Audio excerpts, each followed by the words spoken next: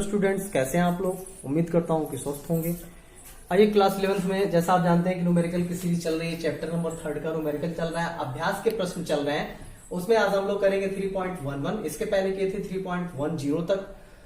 नीचे दिए गए कथनों को ध्यान से पढ़िए और कारण बताते हुए, उदाहरण देते हुए बताइए कि सत्य है या असत्य है। मतलब ये बताना है जो जो क्वेश्चन पूछा रहा है सत्य है कि असत्य है, लेकिन कारण सहित बताना है। कह रहा है क्वेश्चन आपसे एक विमीय गति में किसी कण का, यानी कि कण कैसा कौन सी गति कर रहा है, एक विमीय गति कर रहा है। ठीक है, ये दिमाग में बैठाएंगे।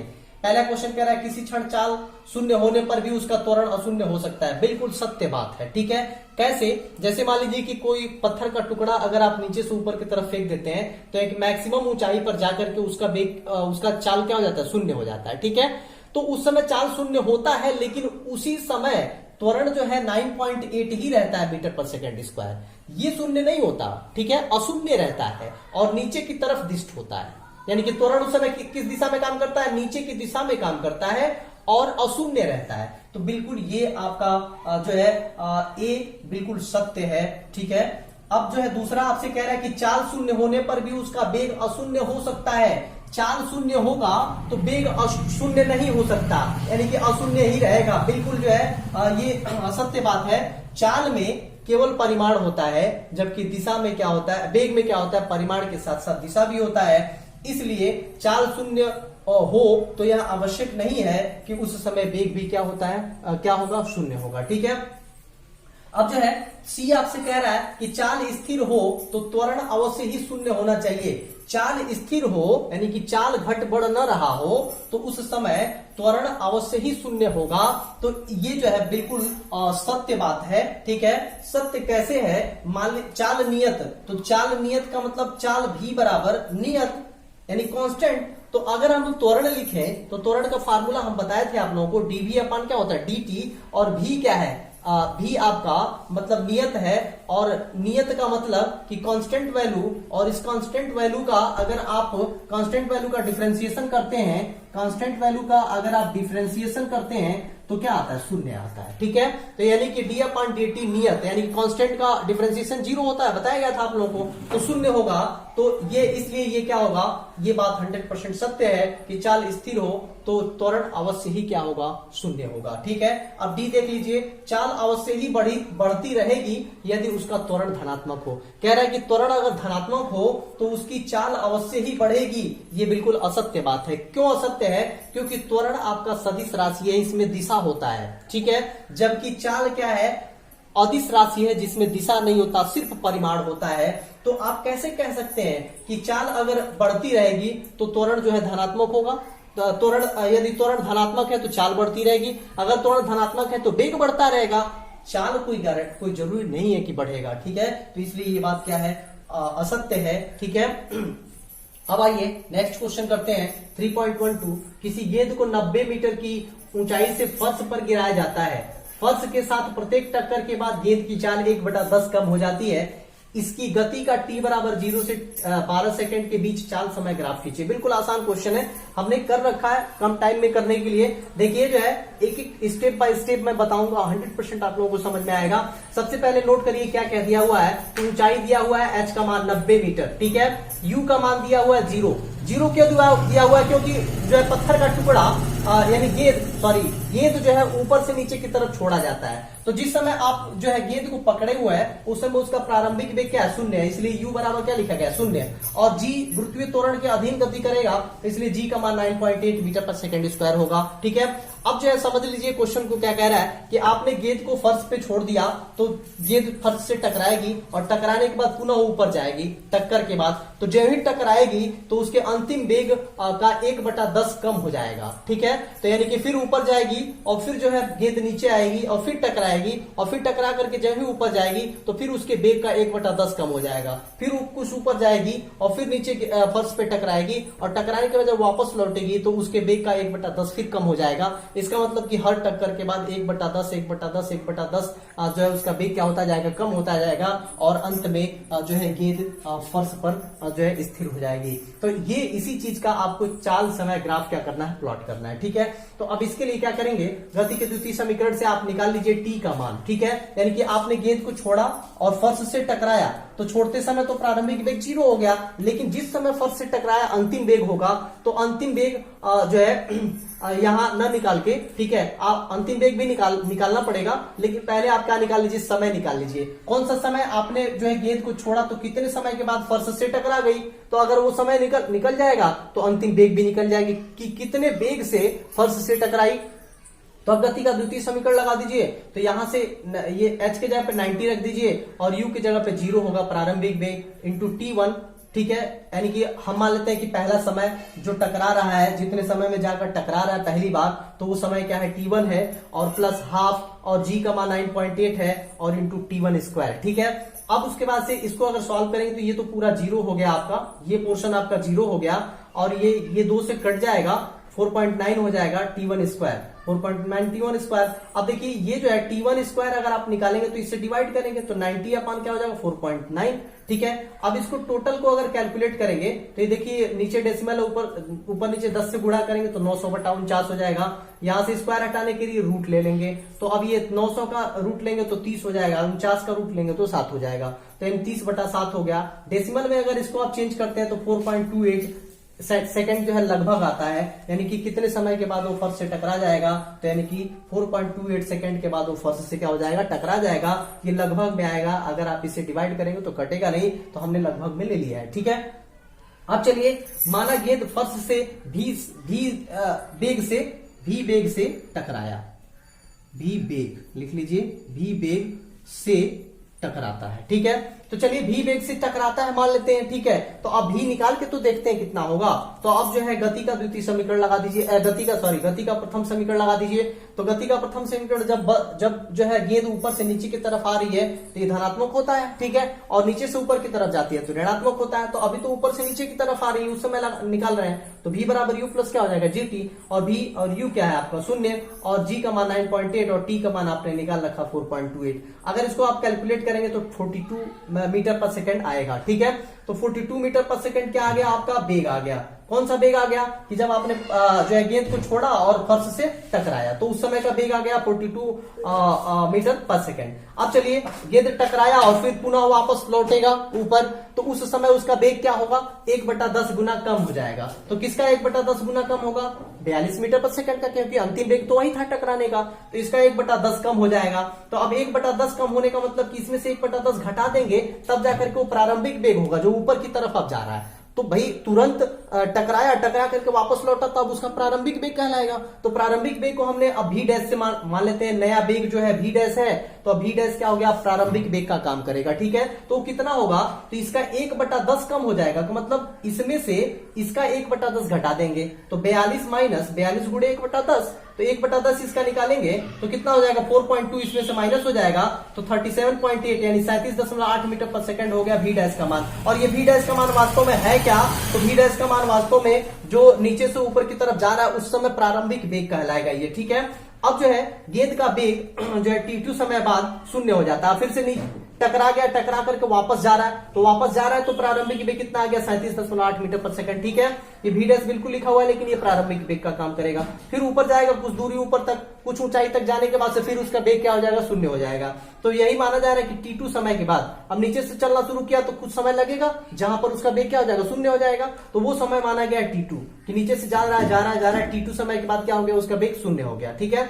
तो यानी कि तो अब जो है गति का प्रथम समीकरण ही फिर से लगाइए, ठीक है। तो गति का प्रथम समीकरण लगाएंगे तो v बराबर u माइनस gt। अब माइनस क्यों आया यहाँ पे, क्योंकि अब ये नीचे से ऊपर की तरफ जा रहा है। तो अब देखिए v और u की जगह पे क्या लिखेंगे, v डैश लिखेंगे, क्योंकि u प्रारंभिक वेग है और यहाँ भी ये प्रारंभिक वेग का ही काम कर रहा है, तो v डैश लिख दिया। माइनस g t2, ठीक है, t की जगह पे क्या लिखेंगे, t2, क्योंकि t2 समय लगा है, ठीक है।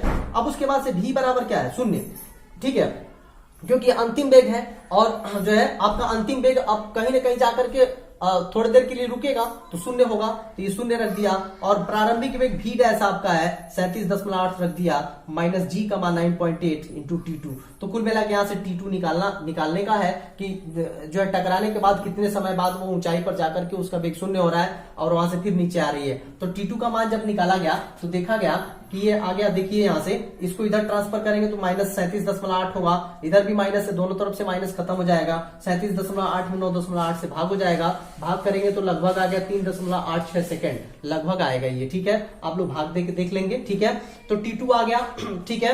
अब T2 क्या है कि नीचे ये टकराने के बाद वापस जा रही है और कितनी ऊंचाई तक जाने के बाद उसका वेग 0 हो गया, फिर नीचे आएगी। तो उस समय को, यानी कि नीचे से ऊपर तक जाने वाले समय दूसरी बार, ठीक है, क्या है, T2 है। तो कितने समय बाद फिर ऊपर गई, मतलब कितना समय लग गया जहां तक उसका वेग 0 हो गया, 3.86 सेकंड, ठीक है। अब इसी प्रकार जो है अगर आप आगे कंटिन्यूअस करते रहेंगे, मतलब उतने समय पर वेग 0 हो गया और फिर नीचे आ रही है, तो वहां से नीचे आने का समय कितना लगेगा, कितने समय से टकराया, कितने समय लगा फिर टकराने में फर्श से, तो वो निकालेंगे तो T3 होगा। तो इतना ही समय में फिर क्या हो जाएगा, वो टकरा जाएगा। जितने समय में ऊपर गया उतने समय में आकर के क्या हो जाएगा, टकरा जाएगा, ठीक है।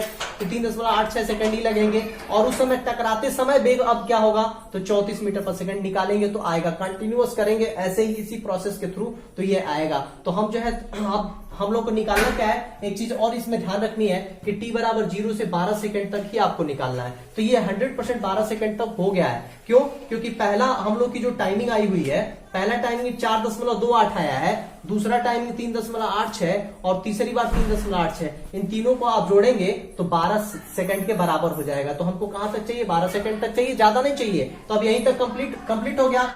अब ये टेबल बना देते हैं समय और चाल में।